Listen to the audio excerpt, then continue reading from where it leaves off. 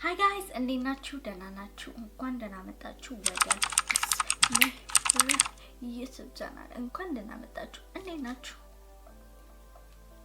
ደህና ናችሁ? እግዚአብሔር ይመስገን። ስላያችሁ ስለመጣችሁ በጣም እጅግ አብዝቶ ደስ አለኝ። በዛሬው ዕለት 5 አይምሮትን ጤናማ ደስተኛ ለማድረግ ማወቅ ያለቦትን ነገር ይዤሎት መጥቻለሁ።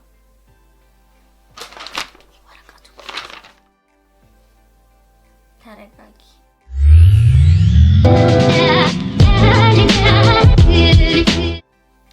አምስት አይምሯችሁ የሚጠቅም ነገር ለውላችሁ እኔን ጠቅሞኛል፣ ወደፊትም ይጠቅመኛል፣ እጠቀምበታለሁ፣ እርሶም ይጠቀሙበታል በፍጥነት። የመጀመሪያው ፖይንት ጥያቄ መመለስ። የአይምሮን ጥያቄ መመለስ። እኔ ማን ነኝ? ከእንቅልፌ ስነቃ ምን አይነት ስሜት ተሰማኝ? በግራ ጎኔ ነቃው? በቀኝ ጎኔ ነቃው? እኔ ማን ነኝ? አትቀልዱ፣ ይሄ ሲሪየስ የሆነ ነገር ነው።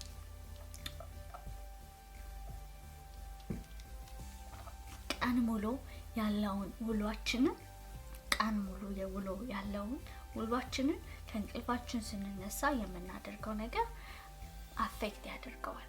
ስለዚህ ከእንቅልፋችሁ እንደነቃችሁ ወደ ራሳችሁ ሰብሰብ ብላችሁ ራሳችሁን አዳምጡ። እንደኔ ቴሌፎናችሁ ጋር አትሯሯጡ። ለራሳችሁ ብዬ ነው። ሁለተኛው ስትራቴጂ ማውጣት፣ ፕላን ማውጣት። ምን እንደምትፈልጉ፣ ማን እንደሆናችሁ፣ ምን እንደሚያስደስታችሁ ካወቃችሁ የሚያስደስታችሁ ነገር ላይ ለመድረስ ወይ የሚያስደስታችሁ ነገር ለማድረግ ፕላን ማውጣት ያስፈልጋል። የሚያስደስተኝ ይሄ ነገር ነውና 24 ሰዓት ይሄንን ነገር አደርጋለሁ። ኖ አይሰራም። ፕላን ማውጣት አለባችሁ። አንዳንዴ ፕላኑን እኔ አወጣለሁ ግን አልተገብረውም። ለምሳሌ ካወጣቸው ፕላን ከሚያስቁ ፕላኖች አንዱን ላንብብላችሁ። የዩቲዩብ ፕላኔ ቁርስ 1 ቪዲዮ መስራት፣ ምሳ 1 ቪዲዮ መስራት፣ እራት ላይቭ መግባት፣ ሌሊት ኤዲት ማድረግ። አንዱንም አድርጌው አላውቅም። ያሳዝናል። ግን እናንተ የሚያስደስታችሁን ነገር ብታደርጉ ከሆነ የሚያስደስታችሁን ነገር በስርዓት ፕላን ማውጣት አለባችሁ። እሺ ምርጦች፣ ለራሳችሁ ብዬ ነው። ደስተኛ ትሆናላችሁ። አዲስ አመት እየመጣም ስለሆነ እቅዳችሁን በአዲስ መልኩ በፕላን በእቅድ መጓዝ። በሶስተኛ ደረጃ ማስቀደም ያለቦትን ነገር ማወቅ። ምን ለማለት ነው? ሁሉም ነገር ፕላን ካወጡ በኋላ መቅደም ያለበት የቱ ነው? በቀላሉ አርጌ ላስረዳችሁ። ለምሳሌ እንቅልፍ መተኛት አለቦት። በቂ እንቅልፍ ካገኙ ጥሩ ስራ የመስራት እድሎት በጣም ሰፊ ነው። አመጋገቡ ጥሩ መሆን አለበት። ቢያንስ በቀን 3 መብላት፣ አንዳንዴ እኔ 2 ነው የምበላው፣ ግን ያው ማስተካከል አለብን እሱንም። እና ትሬኒንግ ማድረግ፣ ጂም ምናምን መሄድ፣ እረፍት ማድረግ፣ ኢንጆይ የሚያደርጋችሁን ነገር ማድረግ። አንዳንድ ጊዜ እረፍት ማድረግ ጥሩ ነው። እሺ ለአይምሮ ያስፈልጋል። ስለዚህ ፕላን ስታወጡ የምታስቀድሙትንና የምታስከትሉትን ነገር ማሰብ በሶስተኛ ደረጃ። ይሄ ወሳኝ። አራተኛው ጸሎት ነው። ጸሎት ለሁላችንም ያስፈልጋል። ሙስሊም ከሆናችሁ ዱዓ ማድረግ። ወደ አምላካችሁ ስትቀርቡ ያው የምትፈልጉትን ነገር የሚያሳካው ከማንም በላይ ፈጣሪ ነው። ስለዚህ ከፈጣሪ ጋር መነጋገር በጣም ጥሩ ነው። እምነት ከሌሎት ዮጋ ያድርጉ፣ ሜዲቴሽን ምናምን ጥሩ ነው።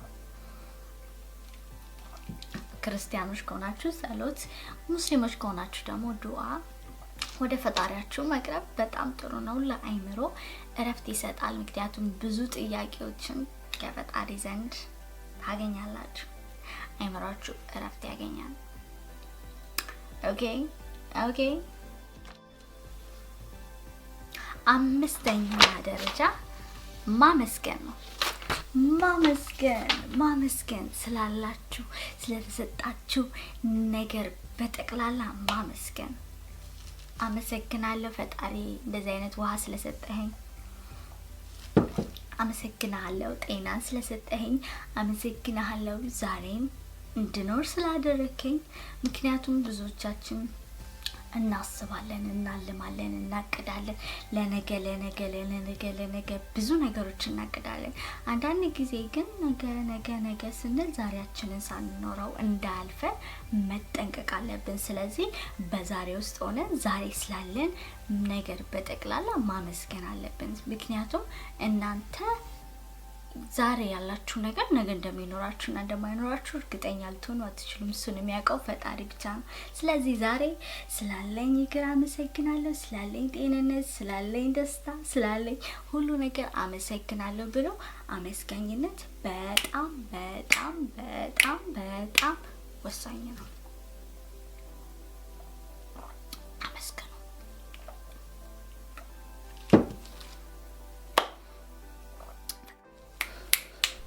እሺ ምርጦች ይሄንን ይመስላል